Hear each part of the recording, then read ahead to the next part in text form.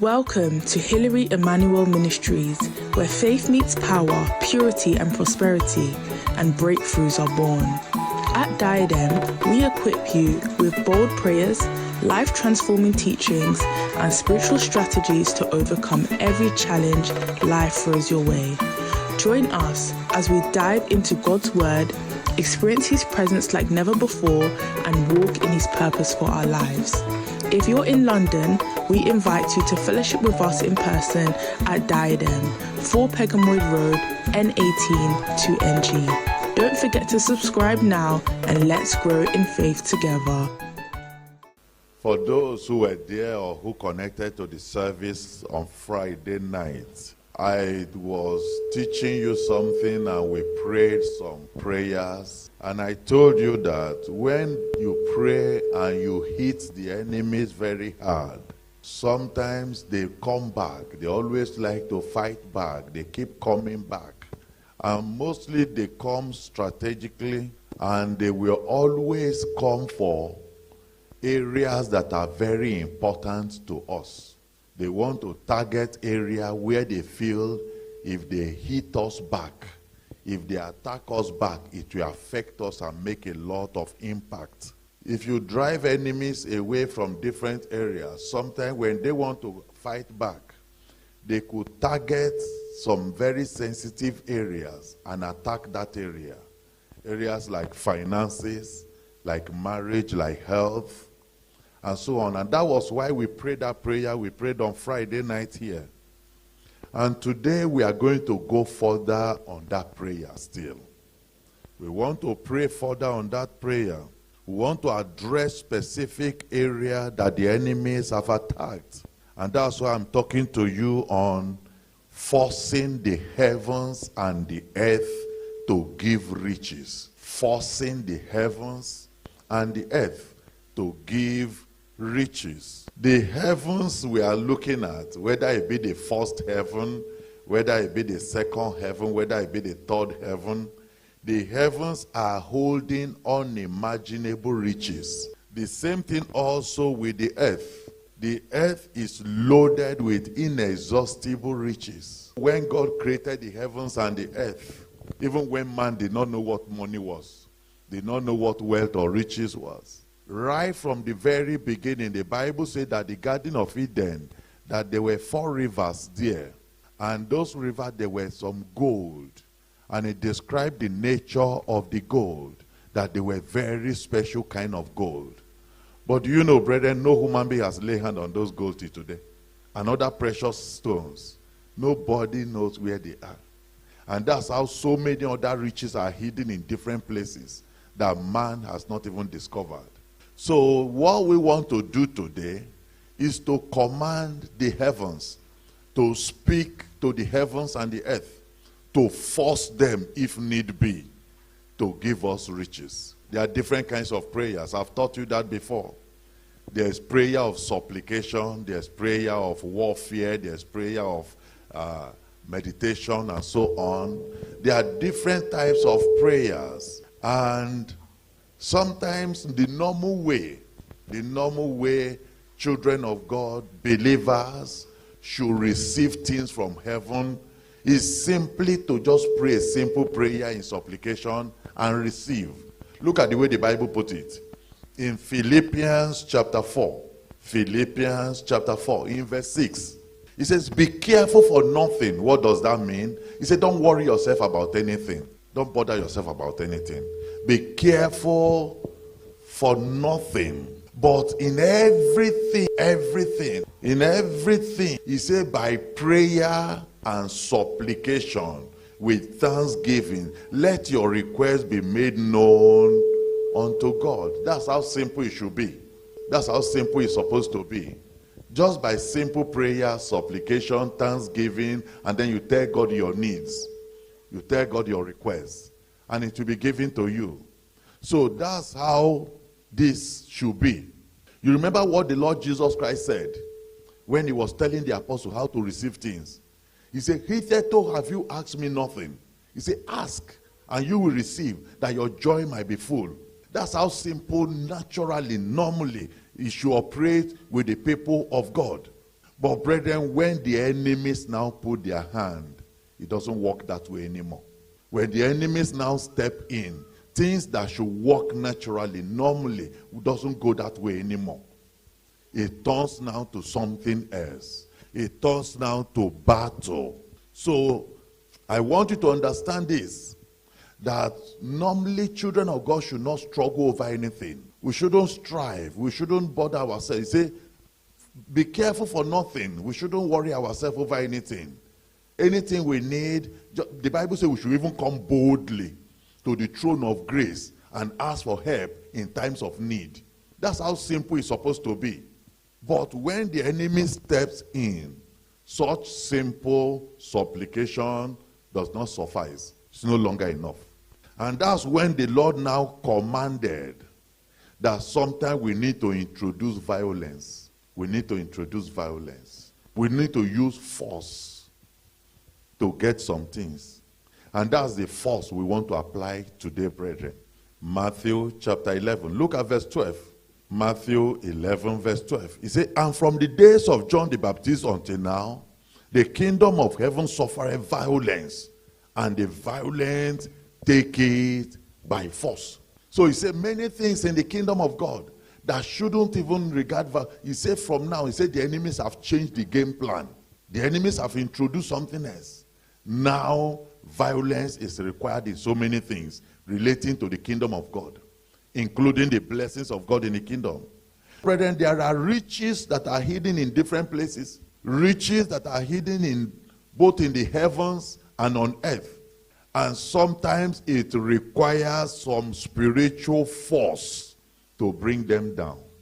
Are you following me? It requires some spiritual force, some spiritual violence to bring them down. James chapter 5. Look at verse 18. He was talking about Elijah. He says, and he prayed again, and the heaven gave rain. He prayed again, the heaven gave rain, and the earth brought forth her fruit. So you see, the prayer of Elijah targeted the heavens and the earth. It commanded the heaven to give something. It commanded the earth also to give something. Brethren, we should learn how to fight this kind of battle, how to pray this kind of prayer, how to tell heaven to give what we are looking for, how to tell the earth to give what we are looking for. See, Elijah prayed, and you know what happened? The first time he first of all prayed or decreed, the heavens closed everything up. The heaven held everything back. The earth held everything back. So nobody, within those space of 3.5 years, nobody prospered in the land. Nobody received anything from heaven or from earth. Elijah locked everything up. And the Bible says he prayed again, and he told heaven, release it. He told the earth, release it, and they released everything. So we must learn how to speak to both the heavens and the earth. Isaiah 43, look at verse 3. Isaiah 43 verse 3. He says, for I am the Lord thy God, the Holy One of Israel, thy Savior. I gave Egypt for thy ransom, Ethiopia and Seba for thee. Since thou wast precious in my sight, thou hast been honorable, and have loved thee. Thank God the Lord loves us. Therefore will I give men for thee and people for thy life. Fear not, for I am with thee. I will bring thy seed from the east, and gather thee from the west. I will say to the north, give up.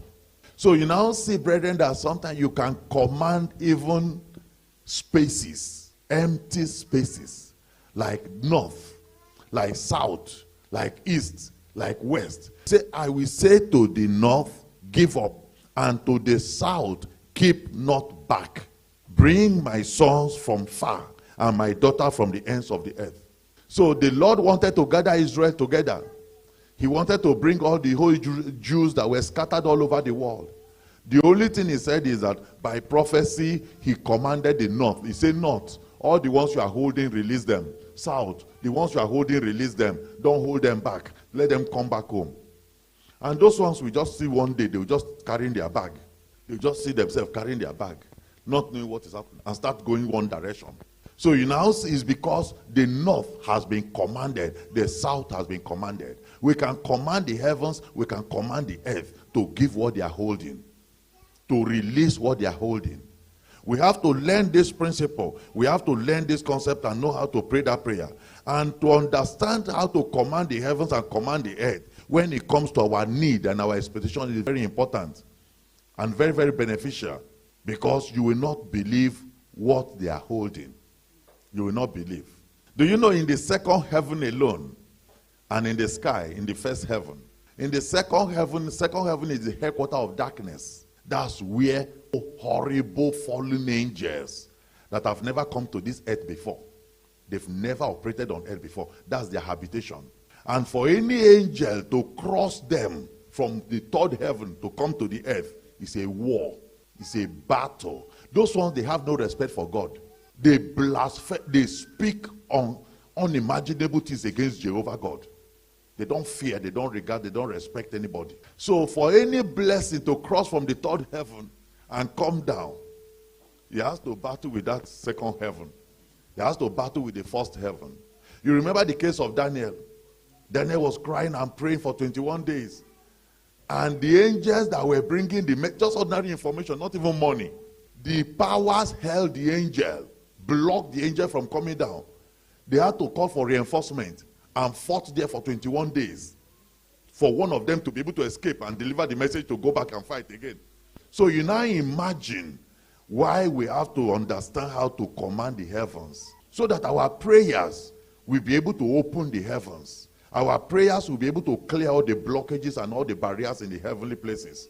Not to talk about the one on earth, the one around us, the ones in the foundations. Look at Isaiah 45. I'm showing you something, and I want you to follow me systematically because it will help you to understand the scriptures and to also understand how God operates and how God does his things. You know, this Isaiah 45. Do you know when Isaiah lived? Isaiah lived and prophesied before Jeremiah. And so you can see how far back it was. Look at verse 1. Thus said the Lord to his anointed, to Cyrus, whose right hand I have holden. Cyrus was not yet born. Cyrus will not even be born until the next how many 100 years. This was a prophecy of Isaiah, even before the children of Judah went into captivity. And Babylon will still reign after Babylon has fallen, before the Persian Empire will now rise up, when this Cyrus will come up. And look at, God says he's already holding his hand, even when he was not yet born. And why was this prophecy coming?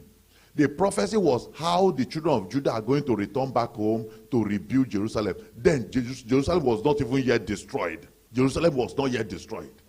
The nation was not yet destroyed. And he has already held the hand of Cyrus. He says, he's my anointed, and I'm holding his hand. And why was he holding his hand? He wants to give Cyrus riches. He wants to give Cyrus money to go and rebuild Jerusalem.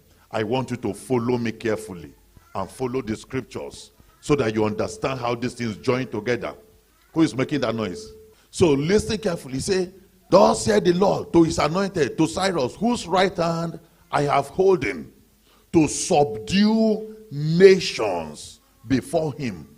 So if God is going to give Cyrus money, why not just send money to Cyrus? You understand? Why fighting again? Why should Jehovah God begin to fight to give somebody money? Are you following me? Because this is how we reason, isn't it? This is how we think. And what is difficult for God there, he can even put money self overnight in my account, and I wake up in the morning and see it. But it doesn't work that way. So he said, first of all, I have to subdue nations before him.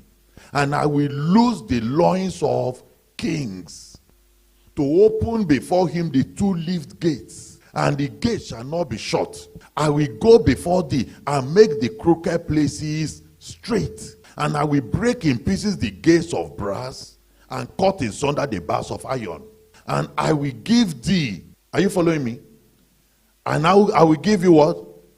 The treasures of dark and hidden riches of secret places. Are you getting anything? Why not just tell Cyrus, go to so place, the money is there. Why will God go through all this whole battle, destroy nations, destroy kingdom, break the loins of kings, break gates, break irons and bars and the brass and all those things, to be able to get to where the riches are? Are you following me now? You now see why I said that we are talking about forcing the heavens and the earth to give riches. This is God himself. Oh, he wants to give somebody money. Look at the battle he has to fight to give money. He didn't say, your army will fight it. He said, I am holding your hand. I will do this. I will break this one. I will break that one. Now let's read on. He says that thou mayest know that I, the Lord which called thee by thy name, am the God of Israel. So he now started to tell him other things. Look, he now said further in verse 4, so that I'm doing this because of Israel, my people. Because they needed the money to go and rebuild Jerusalem, to rebuild the temple, to rebuild all the damaged cities. That's the money they needed. And see how the process to reach the money, to reach the riches. Verse 8, this is God still speaking. Oh. This is God speaking. He said that on earth, there are kings, there are kingdoms, there are nations on earth that are sitting on, there are gates and bars and barriers that are holding wealth and riches. He said, I will break all those ones and give you that one. But it has not stopped yet. Look at verse 8. He now turned. He said, drop down who? So he now turned to heaven again. I started to speak to heaven. So I told you that there are riches in heaven and there are riches on earth. He now turned, he said, drop down ye heaven from above and let the skies pour down righteousness. Let the earth open and let them bring forth salvation and let righteousness spring together. I, the Lord, have created it. So you begin to imagine, why should God begin to make all this, go through all this process and all this trouble to be able to give money? Can he not just command even the richest person in the land and say, go and give Cyrus money? Because that's how we think, isn't it? Abi? Or even come to your dream and say, take, this is the Euro lottery. This one is going to be 500 million. So if you finish this one, I'll give you another number. Just go and put. That's how we calculate. God said something important here. He said, I created all these things. I created all these things. And when he himself wants to give riches, he is the one that created them. He is the one that knows where the riches are. If he wants to give riches to Cyrus, he had to fight for it. He himself, God, had to fight for it.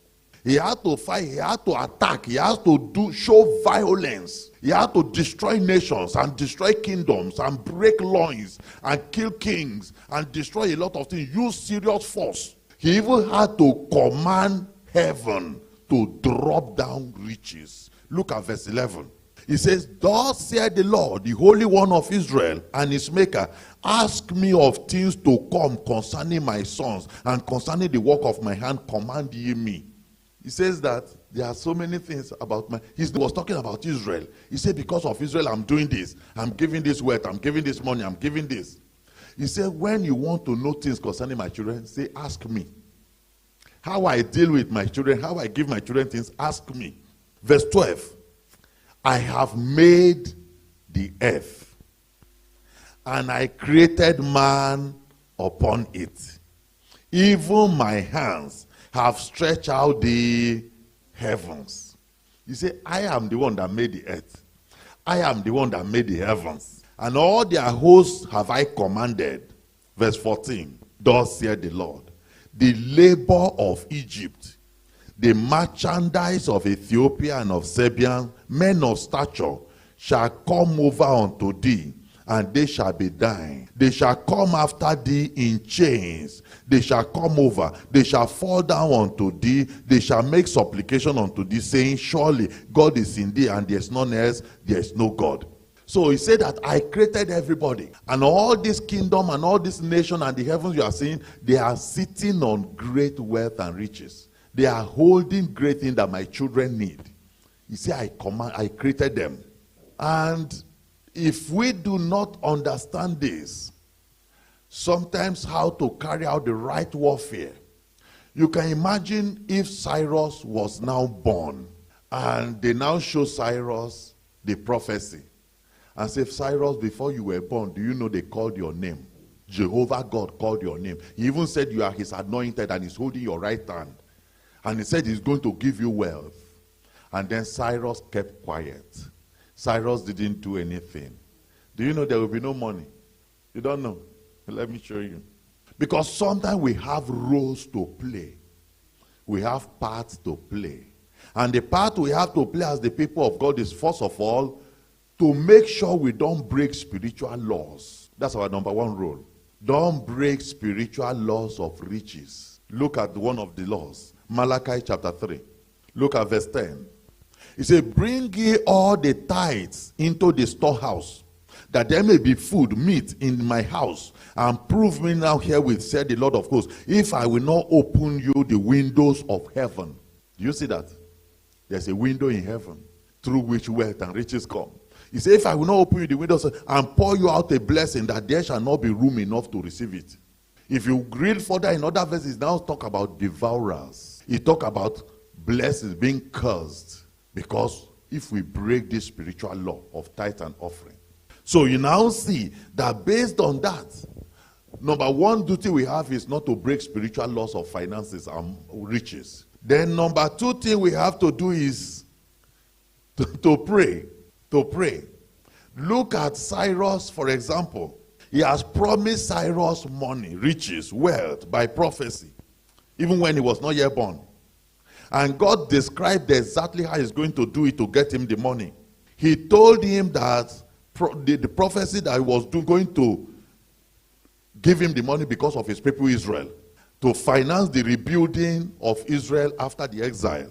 Now, Cyrus lived, and the project did not complete. A lot of things happened in between. The money was not there. Now, the time finally came. And God came to the people that were involved in the project. The Jews that were directly involved in the project, Zerubbabel and Joshua the high priest. And the Lord came to them and looked at the message of God to them. These were the ones involved. You remember the first message to Zerubbabel? Not by power, not by might. The hand of Zerubbabel has laid down the foundation of this house. His hand also shall complete it. You remember that prophecy? You know, if God calls you and gives you such assignment that I want you to go and rebuild Jerusalem and rebuild the temple and the king's palace, the first thing you are going to ask is, where's the money? That's the first question. Money. Where will I get the money from to do the project? So, now look at what happened. Haggai chapter 2. Haggai was a prophet at that period. And look at the message of God that came to Haggai. Haggai chapter 2 in verse 6. Haggai 2 verse 6. For thus said the Lord of hosts, yet once. Why that language? Yet once. Which means he has done it before. He said he wants to do it again. Yet once. It is a little while. It's a little while. Look at what God is. Because obviously, why was he now addressing this to Zerubbabel and to Joshua the high priest? Because obviously they were looking at God, say, how are we going to rebuild Jerusalem? With which money? Now he's now saying, yet once. Why yet once? Because he did it before, during Cyrus, and the thing did not complete the project. Are you following me? He did it before and the thing did not complete the project. That's why he said, yet once. And what is he going to do now?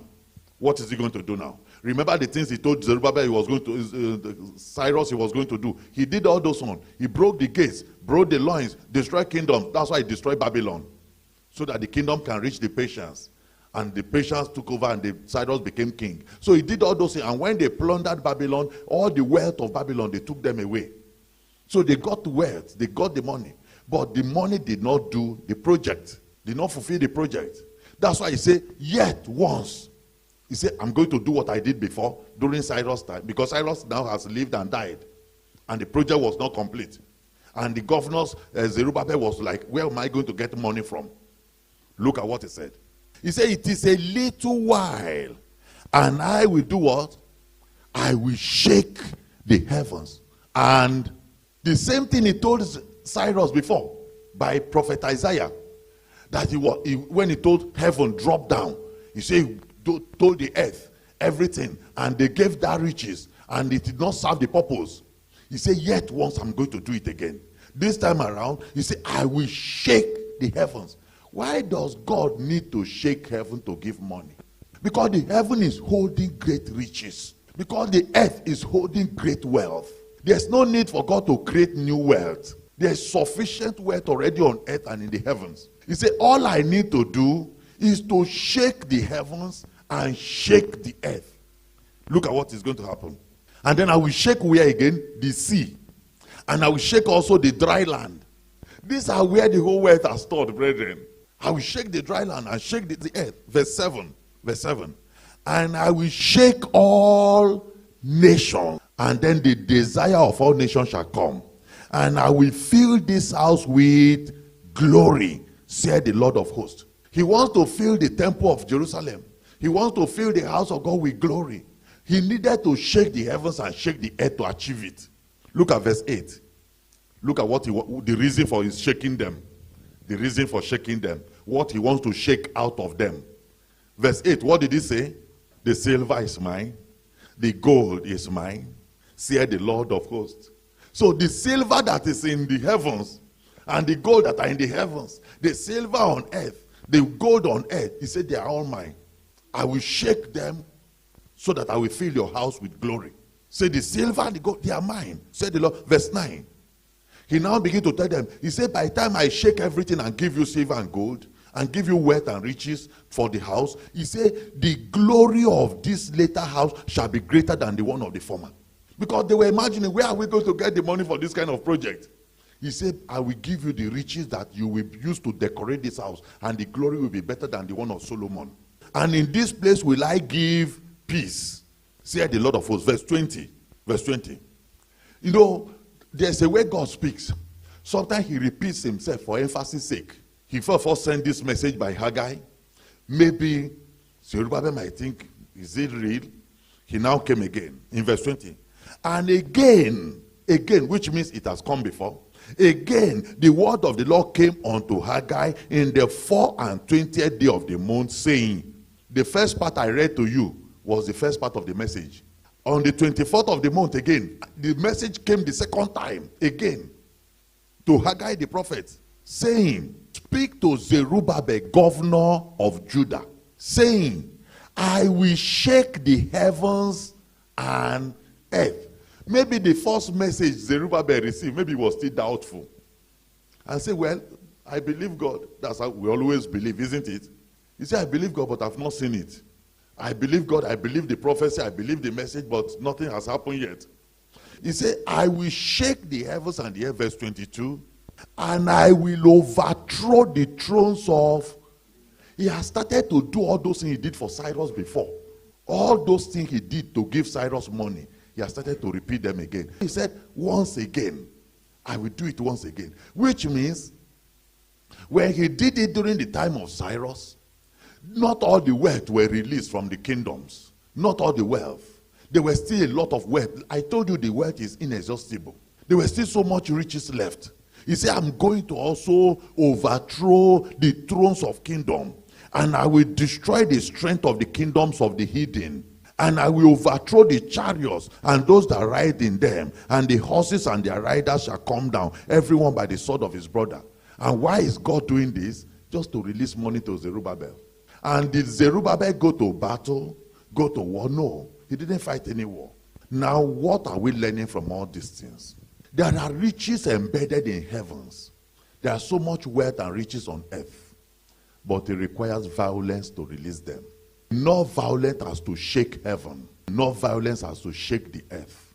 Because if God himself had to shake them to get them out, you know, he said they belong to him, isn't it? He said they are gold and silver, they are mine. And if he himself has to fight to this extent to get them out, then what of us? We have to also use the same method. We have to fight and shake the heavens and shake the earth. We have to shake kingdoms. We have to shake the earth, the water, the sea, the dry land to get the riches out. And brethren, that is what we want to do today. And the power of God shall establish our decrees. Let's stand up. Let's stand up and begin to talk to the Lord. First of all, you are going to cry unto the Lord and say, my God and my Father, I am very sorry for breaking spiritual laws of riches and prosperity. Forgive me, Lord. I am so sorry. I am really sorry for breaking the spiritual law of riches and prosperity. Lord, forgive me. Thank you for watching. If this message blessed you, don't forget to like, share and subscribe to join our growing community of faith. You've just listened to the sermon, but there are powerful prayers that follow. Due to social media rules and guidelines, the prayers have been removed from this video. However, you can access the full prayers and more life-changing resources by visiting www.pastorhillary.org or downloading our app, Diadem Media. If you're in the London area, we'd love to have you fellowship with us in person at 4 Pegamoid Road, N18 2NG. If you have any questions about this message, want counseling from Pastor Hillary, or wish to share your testimonies following the prayers, please leave a comment below and someone from our team will get in touch. Until next time, may God bless you abundantly and guide you in all your ways. Stay victorious.